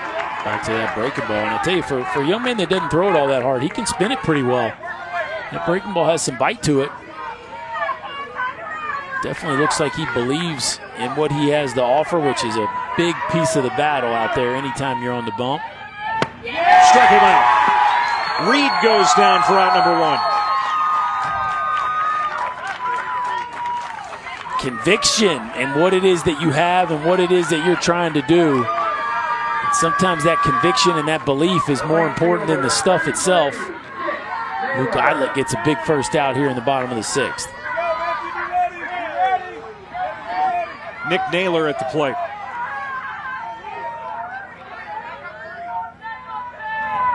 And he's behind in the count. Naylor 0 for 1. He was a strikeout victim back in the 2nd inning when he faced Chaz Huff, who is the Kentucky starter here tonight. Strike 2. And these Michigan hitters have had a tough time against the Bowling Green pitchers. This is an offense that scored 13 on Monday, but they haven't scored since the 3rd inning, and they've been held to 3 overall tonight by 3 different Bowling Green pitchers. Yeah, it's been a nice performance by the Bowling Green pitching staff to this point in the ball game. 1-2 chopped, and it's foul. It hit Naylor in the box.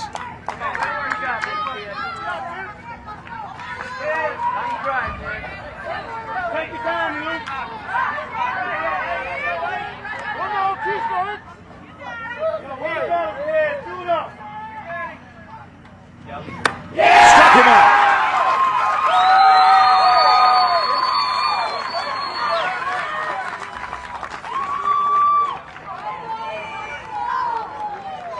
And now Bowling Green 1 out away from moving on to Saturday's championship game here in the Great Lakes Regional. Yeah, it's just cool to watch Luke Eidlet do his thing. Go out there and compete the way he's doing right now in a moment like this.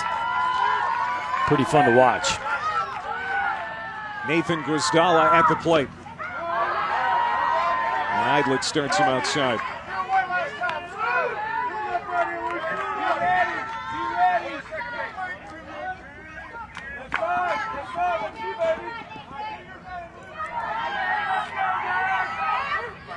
The 1-0 pitch.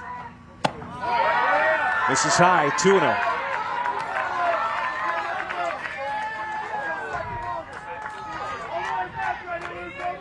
All right, Mark and David, thank you very much. Welcome to Indianapolis. 2 outs here in the bottom of the 6th. Kentucky needs 1 more out. And Michigan is trying for a late rally here in the Great Lakes region. Alongside Chris Burke, I'm Clay Matvick. Nathan Guizdala fouls it off at the plate. And now Bay City, Michigan is down to its last strike, Chris. This has been a heck of a ball game. And the Michigan team just unable to make a few plays in the field that's led to a few unearned runs. And now Kentucky just one pitch away from advancing to the finals. And they've done it. Luke Eidlet with the fist pump as Kentucky celebrates. They are now one win away from a trip to Williamsport and the Little League World Series, which starts 1 week from today. And how about Luke Eidlet coming in there, striking out the side in the bottom of the sixth. Young man going out there with a really good breaking ball and a whole bunch of heart, and he's all fired up. Kentucky now just one win away from getting back to Williamsport. Here's a look at our bracket. Michigan will have to be back at the ballpark tomorrow afternoon to take on a hungry Illinois team. Both teams facing elimination tomorrow, 5 Eastern.